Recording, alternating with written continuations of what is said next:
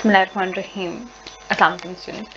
आज हमारा topic of discussion है that is the methods to remove the hardness. और आज जो हम लोग टाइप ऑफ हार्डनेस जिसको रिमूव करने की डिस्कशन करेंगे that is going to be the temporary hardness. ठीक है, तो देखिए टेम्पररी हार्डनेस जो है वो हार्डनेस ऐसी होती है जो कि कॉज की जाती है बाय द कैल्शियम या फिर मैग्नीशियम हाइड्रोजन कार्बोनेट्स।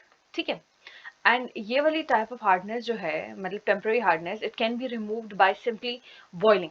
ठीक है, हम क्या कर सकते हैं, हम बॉइलिंग के मेथड से ये जो कैल्शियम हाइड्रोजन कार्बोनेट्स हैं या फिर मैग्नीशियम हाइड्रोजन कार्बोनेट्स हैं हम इनको रिमूव कर सकते हैं इन सॉल्ट्स को। ठीक है, और यूं जो हार्ड वाटर है वो सॉफ्ट वाटर में कन्वर्ट हो सकता है। ठीक है, और सेकंड जो मेथड है जो कि यूज किया जा सकता है for the removal of temporary hardness that is by using slate lime. ठीक है, इस मेथड को क्लार्क्स मेथड कहा जाता है। रिमेंबर वन थिंग कि जब भी आपने पेपर की तैयारी करनी है आपने वो मेथड्स जिनके कुछ स्पेसिफिक नाम दिए गए हैं जैसे क्लार्क मेथड है, ठीक है, या वो रिएक्शंस जिनके कुछ स्पेसिफिक नाम हैं वो आपने हमेशा याद रखने हैं, वो आपके पेपर पॉइंट ऑफ व्यू से बहुत इंपॉर्टेंट हो जाते हैं। ठीक है, एंड केमिस्ट्री चूंकि it is all about reactions तो ऐसा नहीं करना आपने कि आप सिर्फ मेथड जो है वो जो रिटन टेक्स्ट है बस वो कर ले, आप रिएक्शंस ना लिख कर आए या रिएक्शंस की एक्सप्लेनेशंस ना देकर आए। ठीक है, जितने अच्छे तरीके से आप रिएक्शंस को प्रेजेंट करेंगे उतने ही ज्यादा मार्क्स आपको मिल सकते हैं। ठीक है, in the paper. So let's begin with first method. हमारा फर्स्ट मेथड है बाय बॉइलिंग। ठीक है, hardness of water can be removed simply by boiling. देखिए during boiling the soluble calcium and magnesium hydrogen carbonates are decomposed forming insoluble carbonates। असल में क्या होता है कि दैट देखिए टेम्पररी हार्डनेस के अंदर या any type of hardness permanent hardness के अंदर भी जो स्पेसिफिक सॉल्ट्स होते हैं वो वाटर के अंदर डिसॉल्व हुए हुए होते हैं। ठीक है, वो वाले सॉल्ट्स क्या करते हैं वाटर के मॉलिक्यूल्स के साथ हाइड्रोजन बॉन्डिंग फॉर्म कर लेते हैं। ठीक है, या फिर पोलर बॉन्डिंग फॉर्म करते हैं। अब क्या होगा कि दैट असल जो ट्रिक है रिमूव करने की ये टेम्पररी या परमानेंट हार्डनेस की वो ये है कि दैट आप जो है ये जो स्पेसिफिक तरह की हाइड्रोजन बॉन्डिंग डेवलप हो जाती है बिटवीन दो specific salts and the water molecules, आप उस बॉन्डिंग को खत्म कर लो और उन सॉल्ट्स को सॉल्युबल फॉर्म से इनसॉल्युबल फॉर्म में कन्वर्ट कर दो। सॉल्युबल फॉर्म से इनसॉल्युबल फॉर्म में कन्वर्ट कर दो। और इसके लिए आपके पास डिफरेंट मेथड्स हैं, अभी जो आप पढ़ेंगे एक वो बॉइलिंग मेथड है और दूसरा क्लार्क्स मेथड है। ठीक है, तो लेकिन असल ट्रिक क्या है, सिंपलेस्ट जो चीज मैं आपको बता रही हूँ वो क्या है कि आपने सॉल्युबल फॉर्म ऑफ दो सॉल्ट्स उसको कन्वर्ट कर देना है द इनसॉल्युबल फॉर्म में। ठीक है, जब वो इनसॉल्युबल फॉर्म में हो जाएंगे तो क्या होगा कि वो इजीली रिमूव किए जा सकते हैं फ्रॉम द वाटर, और जो हार्डनेस ऑफ वाटर है चाहे वो टेम्पररी हार्डनेस है चाहे वो परमानेंट हार्डनेस है वो खत्म हो जाएगी। ठीक है, तो बॉइलिंग में असल में क्या होता है कि दैट ये जो हाइड्रोजन कार्बोनेट्स हैं उनको जो कि सॉल्युबल फॉर्म है बेसिकली, ठीक है, it is the soluble form, इसको कन्वर्ट कर दिया जाता है इनटू द इनसॉल्युबल फॉर्म जो कि सिंपली क्या है कार्बोनेट्स हैं। ठीक है, अब देखिए चूंकि कैल्शियम एंड मैग्नीशियम आयंस जो बेसिकली टेम्परेरी हार्डनेस कॉज करें वो चूंकि रिमूव हो जाते हैं एज इनसॉल्युबल कार्बोनेट्स, तो वाटर जो है इट बिकम्स सॉफ्ट। ठीक है, अनफॉर्चुनेटली ये जो मेथड है ये बहुत एक्सपेंसिव है to remove the temporary hardness of the water on the large scale. क्यों? क्योंकि आप इतने लार्ज स्केल पे वाटर को बॉईल नहीं कर सकते हो। ठीक है, आपको कॉन्टिन्यूस हीट प्रोवाइड करते रहना है। ठीक है, एंड देन आपको बहुत बड़े बड़े कंटेनर चाहिए जिनमें वाटर को आप हीट करते चल जाओ। एंड बेसिक चीज क्या है कि आपको लार्ज अमाउंट ऑफ हीट चाहिए। ठीक है, और हम कमर्शियली कोई भी मेथड तब यूज करते हैं जब हमें एक्सपेंस उसके कम पड़ रहे हो। ठीक है, अच्छा देखिए अब मैं आपको रिएक्शन यहाँ पर समझा देती हूँ। यहाँ पर MHCO3 होल ट्वाइस, ये असल में क्या है, ये आपके पास हाइड्रोजन कार्बोनेट है, जैसे ये था यहाँ पर कैल्शियम हाइड्रोजन कार्बोनेट या मैग्नीशियम हाइड्रोजन कार्बोनेट। यही दो कंपाउंड जो हैं ये क्या कॉज करते हैं, ये temporary hardness of water cause करते हैं। नाउ यहाँ पर आप हीट का सिंबल डाल दीजिए विच मीन्स यूर बॉइलिंग, और एक्वस लिखना बहुत जरूरी है। क्यों? क्योंकि ये वाला जो सॉल्ट है ये किसके अंदर मौजूद है, वाटर के अंदर मौजूद है। ठीक है, अच्छा now you are heating this compound, तो ये जो कंपाउंड है ये कन्वर्ट हो जाता है इनटू MCO3। ठीक है, और और ऑक्सीजन मिलके वाटर बना लेते हैं, एंड देन CO2 जो है CO3 जो है वो कन्वर्ट हो जाता है इनटू CO2। देखिए असल में ये क्या हुआ, HCO3, ठीक है। यहाँ से हाइड्रोजन रिमूव हो गया और एक ऑक्सीजन रिमूव हो गया, दैट इज H2O। ये असल में क्या थे, ये दो थे ना, HCO3, देखिए यहाँ पर इट वॉज 2, यहाँ पे मैं सही से लिखा हुआ दिखा देती हूँ, ये देखिए, ठीक है। तो दो HCO3 के थे, इन दोनों में से हाइड्रोजन रिमूव हो गया, एक का ऑक्सीजन चला गया, H2O, ठीक है।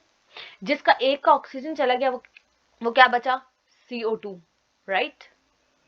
नाउ यहाँ पे क्या बचा, CO3। ये जो CO3 है ये किसके साथ कंबाइन हो जाएगा, M के साथ कंबाइन हो जाएगा, and it forms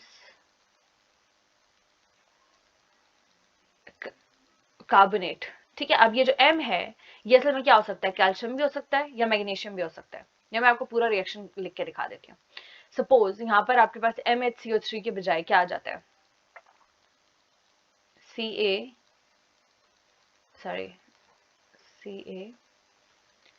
bracket HCO3 whole twice, ठीक है। You are heating it again, it is aqueous, this becomes calcium carbonate, ठीक है, CaCO3 with एक वाटर मॉलिक्यूल बनेगा H2O, एंड साथ में क्या है, कार्बन डाइऑक्साइड। अब ये देखिए ये जो कार्बोनेट बना है दैट इज इनसॉल्युबल, ये सॉलिड फॉर्म में बनता है, ठीक है। ये सॉलिड फॉर्म में बनता है, यानी ये कि ऊपर पानी रह जाएगा और ये जो डिजॉल्व्ड कैल्शियम हाइड्रोजन कार्बोनेट था वो कैल्शियम कार्बोनेट की फॉर्म में नीचे इकट्ठा हो जाता है, और यूं आपका वाटर जो है क्या हो जाएगा, ऊपर वाला वाटर प्योर हो जाएगा और नीचे ये जो है कैल्शियम कार्बोनेट इनसॉल्युबल फॉर्म में इकट्ठा हो जाएगा और रिमूव हो जाएगा, ठीक है। देन यू हैव वाटर जो कि लिक्विड फॉर्म में होगा, एंड कार्बन डाइऑक्साइड जो कि गैस की फॉर्म में है वो यहाँ से निकल जाएगा, और यूं आपका जो रिमेनिंग वाटर है वो क्या हो जाएगा, प्योर हो जाएगा। Same would be the reaction for the magnesium carbonate, ठीक है। बस हर जगह यहाँ पर क्या आ जाएगा, मैग्नीशियम आ जाएगा,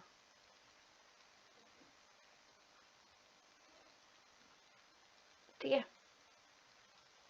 तो आपको ये जनरल रिएक्शन के बजाय बेहतर है कि आप कैल्शियम के साथ एक रिएक्शन लिख लें और एक मैग्नीशियम के साथ रिएक्शन लिख लें, क्योंकि बहुत सारे बच्चों ने रट्टा मारा होगा एग्जाम में, तो वो इसको ऐसे ही लिखेंगे, ठीक है, सिंपली ये रिएक्शन जो है वो उठा के लिख देंगे। लेकिन आप चूंकि उसको कैल्शियम और मैग्नीशियम के साथ लिखेंगे, then the examiner would know कि भाई इस बच्चे ने मेहनत की है। एंड रिमेंबर कि आपकी नॉलेज, आप क्लास में कितने अच्छे टेस्ट देते रहे हो, क्लास के जो एग्जाम्स होते रहे उनमें कितना अच्छा परफॉर्म करते रहे हो, वो बिल्कुल मैटर नहीं करता बोर्ड के एग्जाम्स में। बोर्ड के एग्जाम्स में जो आप पेपर पे लिख कर आए हो सिर्फ वो मैटर करता है, okay. So now let us move towards the second method that is known as the Clark's method. Clark's method basically क्या होता है, commercially use होता है, ठीक है, लार्ज स्केल पे यूज किया जा सकता है, ठीक है। अब यहाँ पर क्या है, क्लार्क्स मेथड में ये होता है कि आप स्लेक्ट लाइम को ऐड करते हो, ठीक है, just to remove the temporary hardness of water, ठीक है। यहाँ पर क्या होगा कि एक एस्टिमेटेड अमाउंट, एक कैलकुलेटेड अमाउंट कि अच्छा हमारे पास जो वाटर है वो इतनी अमाउंट में है तो हम स्लेक लाइम इतनी अमाउंट में यूज करेंगे, ठीक है। स्लेक लाइम असल में क्या है, it is calcium hydroxide, okay. अब ये होता है, ये जो स्लेक लाइम होता है ये रिएक्ट करता है विद दीज हाइड्रोजन कार्बोनेट, चाहे वो कैल्शियम हाइड्रोजन कार्बोनेट है या फिर मैग्नीशियम हाइड्रोजन कार्बोनेट है, और अगेन उनको कन्वर्ट कर देता है इनटू द इनसॉल्युबल कार्बोनेट्स, ठीक है। होगा क्या यहाँ पे, देखिए Ca, दो Ca हैं और यहाँ पर आपके पास दो ही CO3 हैं, ओके। तो it would result in the form of 2CaCO3, okay. And यहाँ पर क्या बचा, हाइड्रोजन के दो एटम्स, ठीक है, और यहाँ पर भी हाइड्रोजन के 2 एटम्स और 2 ऑक्सीजन के एटम, तो it would result in the form of 4 hydrogen atoms and 1 oxygen, sorry 2 oxygen atoms जो कि कंबाइन होकर क्या बना लेते हैं, वाटर बना लेते हैं। ठीक है,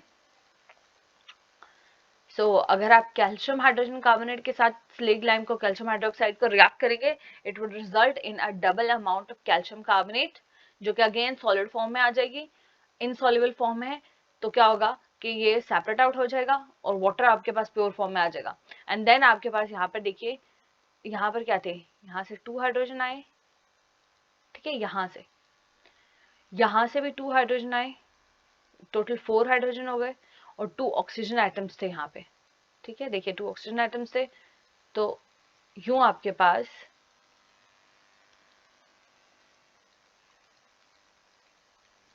टू इंटू H2O आ जाता है। तो देखिए hydrogen is 2 into 2 4 and oxygen is 2 into 1 2, सो आपके पास वाटर मॉलिक्यूल बन गया।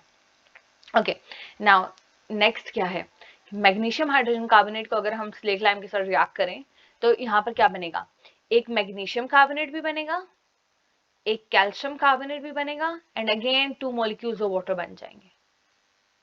ठीक है, तो रिमेंबर कि आपके पास मैग्नीशियम के केस में 2 मैग्नीशियम कार्बोनेट्स नहीं बन रहे, सिंगल मैग्नीशियम कार्बोनेट बन रहा है। क्यों, क्योंकि एटम मैग्नीशियम कार्बोनेट का सिर्फ मैग्नीशियम का सिर्फ एक है।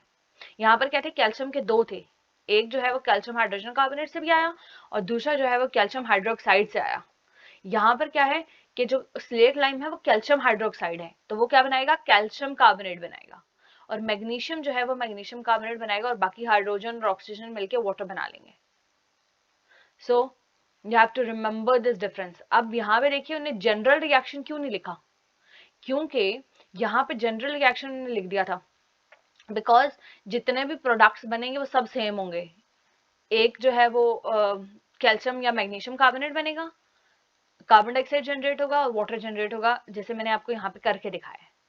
ठीक है, लेकिन यहाँ पर क्या था, एक जगह कैल्शियम कार्बोनेट बन रहा था और वाटर के साथ, और दूसरी जगह कैल्शियम कार्बोनेट के साथ मैग्नीशियम कार्बोनेट भी बन रहा था।